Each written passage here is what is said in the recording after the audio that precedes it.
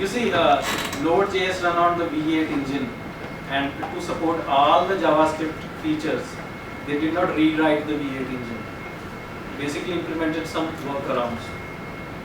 And I think with the Node 6, you can really write ES6 code.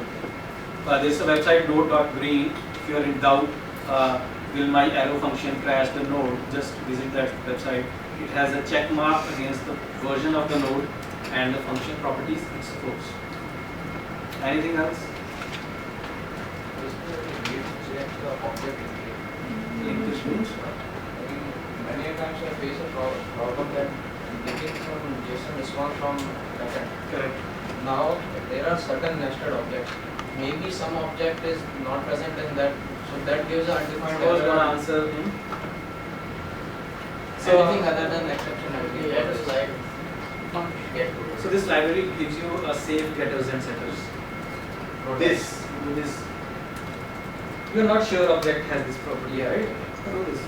You can actually even do a default value. This path doesn't exist in the object. Give me this. I'll tell you a really useful function. You don't want the value, you just want to check. Instead of get, write has. Underscore has x, some path. It will return true or false that object has this path or not. So you can actually check before falling into that undefined error. Come on guys, you are JS lovers. I mean, for the love of JavaScript, you might be having some troubles, just like this guy shared with us. Lazy valuation work कैसे करता है last में? Lazy evaluation basically stores a function chain. मतलब अगर last में work चलेगा तो heavy नहीं होगी बिल्कुल इन द टाइम चलेगा. Those functions are stacked. When you do value, the functions run and stack frame is popped off. मतलब समवट कुछ ना कुछ चल फंक्शन को It does. So there's a benchmark on that side basically.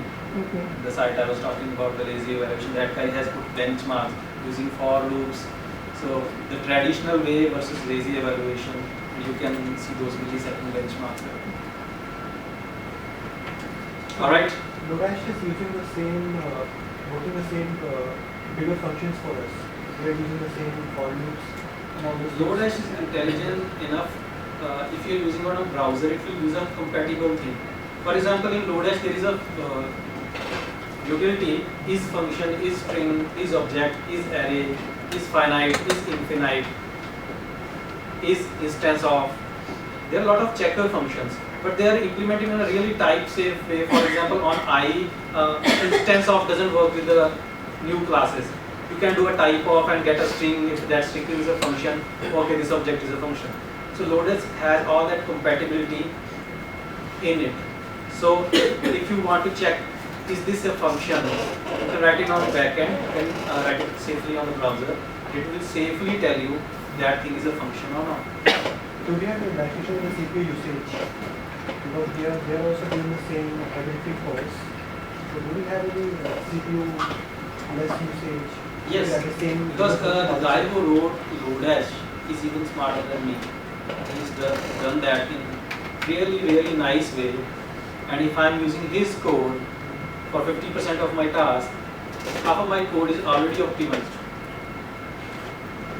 If I say that, okay, I will implement something like Lodash, I will write really unoptimized code. Performance will be impacted. So one of the good reasons to use really good libraries is that half of your code is handled by them. It's optimized, it's tested, you don't need to worry about it. Sir, suppose that I have a huge large number of elements in an array. I need to perform some sorting or find on them. So there are some scenarios that the order of the doing the task, it may be n square, it may be n log n. So is it suitable to write my custom methods for finding that value or use Lodash for that? So I don't know If that. Lodash has that exact function, Yeah. you will not write that custom function. If Lodash doesn't have that exact function, you can take some of the functions from Lodash to build a chain of them.